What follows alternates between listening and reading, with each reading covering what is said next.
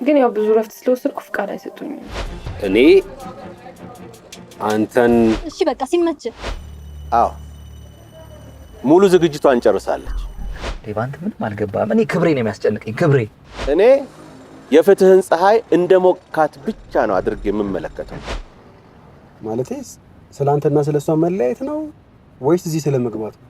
አንተ እኔን ካገስከኝ እኔም አንተን አግዝሃለሁ። እኔ እንጃ። እኔ አንተ አታምንም እንጂ አሁንም ትወዳታለህ እኮ። ንገሪኝ፣ ችግርሽን ለምን አታጋሪኝ? ታዲያ እንዴት አድርገን ምርመራችን እንቀጥል? ወላፈኑ ገርፎ ይሁን እቺን መሽኮር መማቃት እዛች ሰላም ላይ ነበር። የሆነ ነገር አለ። ፍቃዱ በቋሚነት የሚወስደውን የጭንቀት መድኃኒቱን በዕለቱ ትንሽ መጠኑን ከፍ አድርጎ በመውሰዱ ምክንያት ሰውነቱ ላይ የተፈጠረ በቃ ይከፋኛል፣ ይጨንቀኛል፣ ደብረኛል። እኔ አልቻልኩም።